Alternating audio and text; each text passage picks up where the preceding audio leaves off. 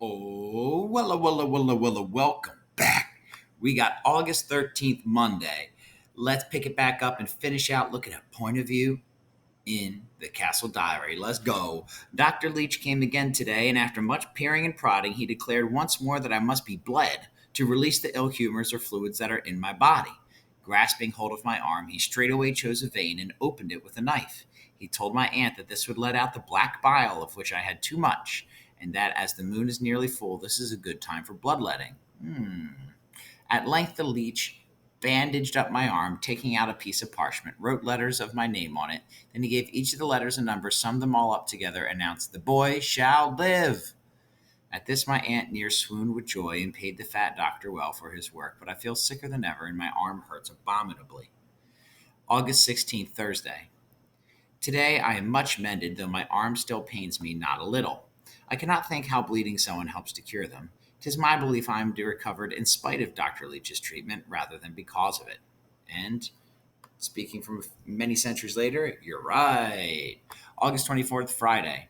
Though I am now full recovered, I did this morn feign illness. The day was bright and clear, and after so much time indoors, I had no heart for spending more in dull schooling. While my cousins and the other pages were at their studies, I slipped out and walked along the river bank toward the forest. The wheat stands high and yellow in the fields, for reaping will soon begin. At first I saw no one, and had only the skylarks and rabbits for company. But then I spied some sudden movement in the distance, and being curious, made haste to find out what it was. When I drew closer, I spied a man lying on the river bank. He was now perfectly still, gazing into the water. His hand was in the water too, and near it a fish stirred. The fish swam right up to the man and over his hand, and suddenly the silence ended, and all was splashing as the man hurled the flapping fish on to the bank. The poacher, for such I guessed he was, sprang to his feet and then saw me. He looked at me and I at him. We looked at the fish which thrashed on the grass. He stooped and picked it up, wriggling the wriggling fish, and swinging it by the tail, brought its head down on a tree stump. The fish went still, and he laid it down next to another one. "Thou hast not seen me, hast thou, boy?" he growled. I did not understand him and said nothing. At this he swore beneath his breath and raised his fist. "Thou hast not seen me nor the fish." I turned, but before I could run, his hand shot out and grabbed my arm. Then he knelt down and, bringing his face close to mine, began to talk more calmly. "Now, lad, thou shouldst not be here, shouldst thou?" he questioned. He smelled of onions and ale, and though his voice was soft, his grip was not, so I confessed it was the truth. "Well, then," he said, "you keep us meeting here a secret, and so shall I. Agreed?" I wished he would let go of my arm, so I promised I'd say nothing. When his grip slackened, I burst free and hurried back to the castle. August 26th, the Lord's Day. This coming week the harvesting begins, and the castle wheat will be cut. I pleaded with my aunt to let me go into the fields and help as I do at home. She said at first 'twas not right for a boy of my good birth to work in the fields, but seeing that I craved it, she did bend and bade me tell the reeve that I could join the castle harvest for a day when work began. August 28th, Tuesday.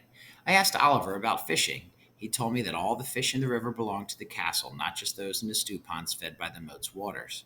Poachers steal many fish, he said, and they go to a different place each time so the waterkeeper cannot catch them. He said the poachers grill their stolen fish on a single leek leaf, which holds it like a boat. I do not believe him, but when I asked Mark, he swore it was true. August 29th, Wednesday. The villagers hasten to cut their own wheat while the reeve mutters and peers at the skies. For when a reeve feels the time is right, they must leave their harvesting and reap the castle wheat instead. 'Tis called a boon, which means my uncle commands the villagers to do this work for nothing. It is their ancient duty, and they cannot refuse. Cook and Brewis both curse, for all those who harvest have a great thirst and hunger.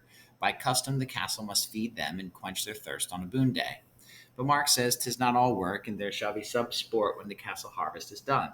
This is all that he will tell me, and he only smiles when I beg to know more. September 3rd, Monday. The past 4 days, being hot, the reeve held off the boon work to let the wheat dry further before it was cut. But today he would wait no longer, and straightway after Mass I hurried to the fields. Already many people flocked around. The reeve shouted at them to hasten, for he wanted near 20 acres cut today. The reeve directs the harvest, just as he does most other business between castle and village. I saw the poacher I had met by the river. He stepped up to me and said quietly, "Come, lad, I did not mean to frighten you the t'other day." His voice was gentle, and I was glad to know someone in such a large crowd of strangers. Seeing his tall, Reeve called out, "Oh, David, thou and Toby are unlikely friends." There was much laughter at this, but David clapped me on the back and replied, "Aye, and he offers to bind my wheat this day." So I set to work as a poacher's helper. Everyone worked fast, and the reapers bent double, grasping the stalks near the ground before cutting them. David watched me until he saw that I knew how to shake out the weeds and use the stalks themselves to tie up the bundle. Folk paused from time to time to sharpen their sickles or mop their brows and drink from stone jars, for though the sky was dull, the day was hot, and the work warmed them. At noon, everyone rested and ate. Cook had set out mountains of bread, cheese, and meat on wide boards laid across barrels. All who harvested could eat their fill of castle food and wash it down with plentiful ale. The village folk drained in one day a barrel of ale so large it stood higher than my head. The field on which we worked is 300 long paces across and as many wide, yet no more than 40 men had cut all the wheat by dusk. When it was done, each reaper took as his right one sheaf of wheat or each half acre he'd cut. David cursed as he lifted his. "This is a miser's pay for such hard work," he said. I asked him what he meant. "Boon work is our duty, Toby lad," he replied. "None does it willingly. Each man has his own strips of land, and to eat we must labor hard.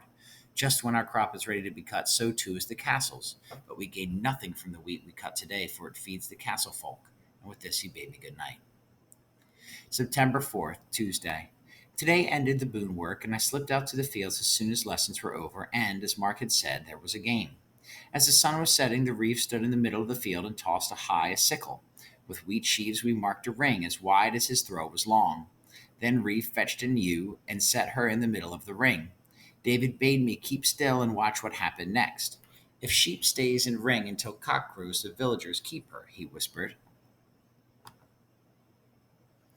"But if she runs, 'twill be to yonder table." And he pointed up at the castle. None dared move save the reeve, and he coughed loudly, but it did not fright the ewe.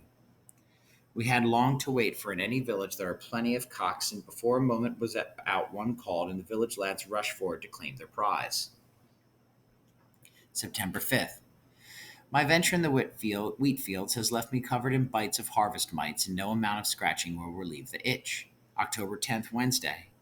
While crossing the bailey this morning, I heard a great commotion coming from beyond the castle walls. I rushed out through the gate and saw a crowd of villagers, and in their midst was the reeve, followed by David. Behind both walked the waterkeeper. In one hand he carried a small fish, in the other he held a rope, which was tied to David's wrists. Bum bum bum.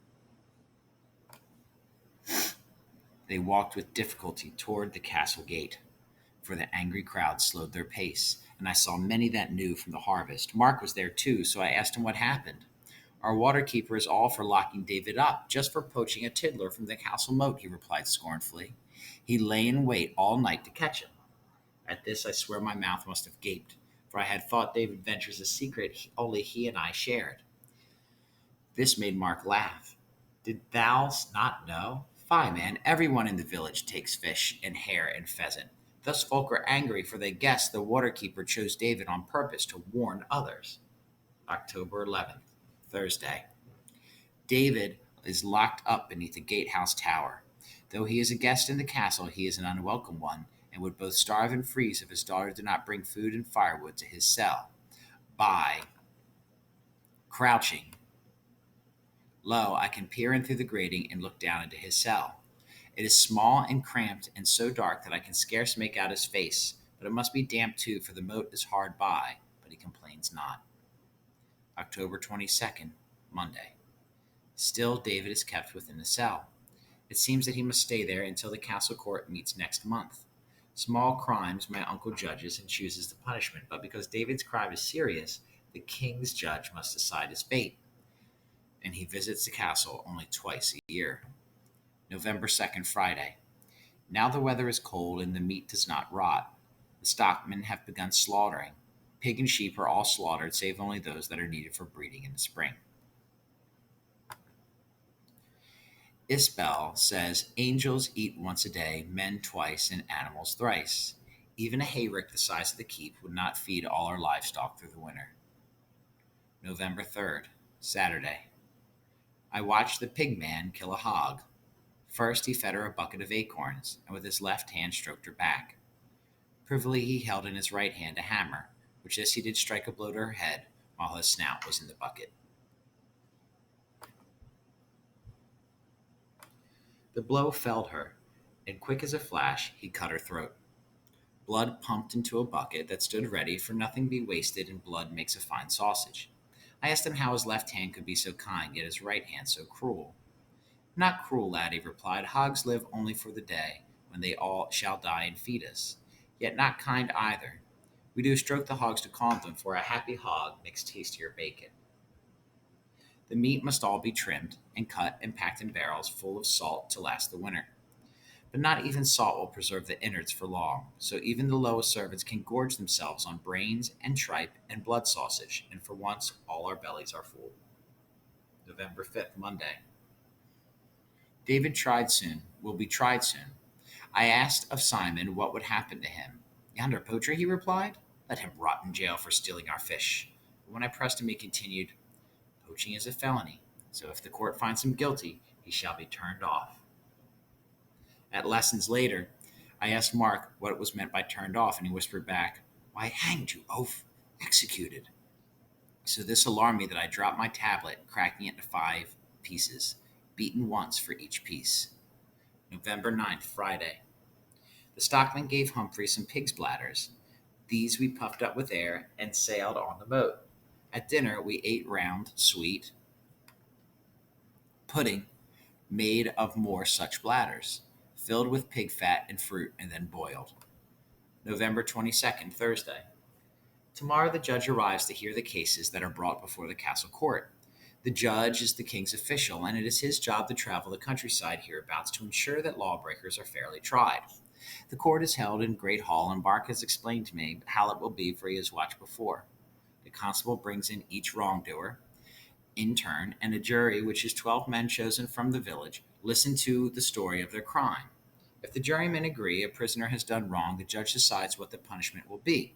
If they think not, then the prisoner is not guilty and is set free. November 3rd, Friday.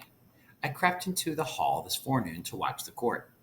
First, the waterkeeper recounted David's capture. He was trapped with a fish in his hand and 2 rabbits in his bag. All were the property of my uncle. David hung his head, and my heart sank, for I feared no one would doubt his crime. When David had spoken for himself, another from the village vouched that he was a good and godly man, but the judge did not agree. Well, jurymen, said the judge, you cannot doubt that this man is a poacher and a rogue. 'Tis clear he should hang this day. He let out a deep sigh. Come, men, what say you? Surely he is guilty. I held my breath while the jurors talked softly. Then the foreman, who was their leader, spoke. Aye, sir, we all agree. The judge turned to look at David, but then the foreman continued. We all agree that he be not guilty as we see it. At this, the reeve jumped to his feet and slammed his fist on the table. Heck's teeth, he shouted. Shall we never stop these outrages? The constable scowled at David and jerked his head to show that he could leave. I jumped for joy to hear that David would be free and rushed to tell Mark. He scoffed. The judge is an old fool, and the reeve twice the idiot.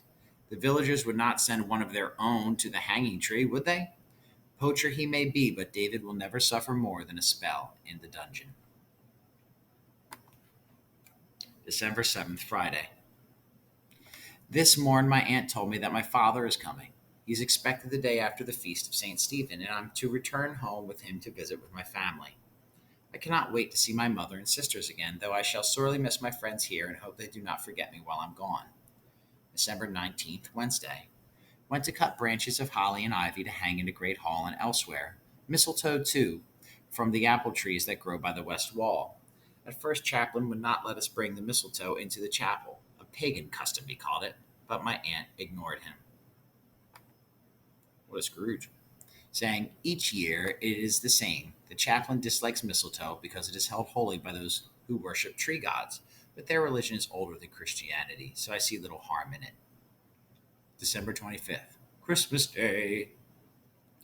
There was dancing and jollity in the chapel after Mass this day, which again made Chaplain mutter about pagans, but he would not or could not stop it. High and low danced together, and even those who came to wish us well this day joined in the revelry too. Even Chaplain tapped his foot when he forgot he should not. Then all the castle folk gathered in the hall, from the constable to the lowliest stable lad. To each my aunt made a gift, and all thanked her kindly. I received an inkwell with a silver lid and a tiny knife to cut goose quill into pens. December 26th, St. Stephen's Day. Dinner in the hall today was a grand feast in honor of the saint. To celebrate St. Stephen, they do many things here which we know nothing at home. Today, I learned, is a day for rewarding castle horses. They're given special feed and do not work at all, though not even Chaplain could explain why this was. Then the other pages and I went out to hunt the wren, which is yet another old custom that is followed here. But though we took crumbs of bread and spent much time hiding in bushes, we could not capture so much as a feather to show for our pains.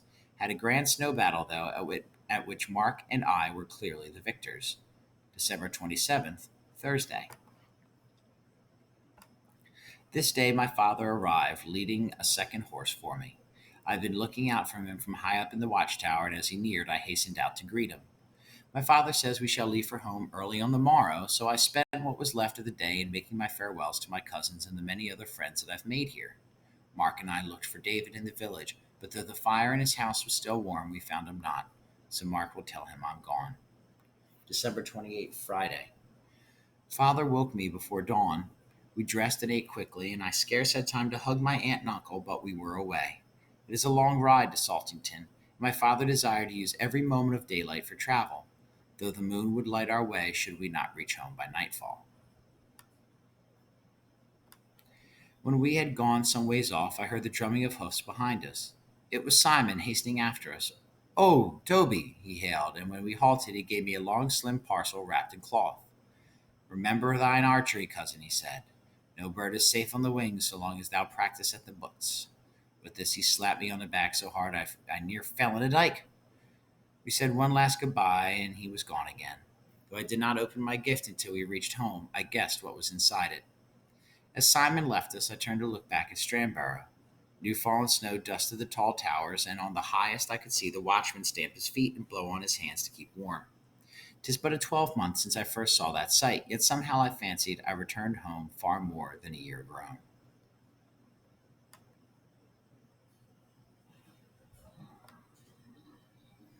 And we can pick it up with the nonfiction later on. Nice work, everybody.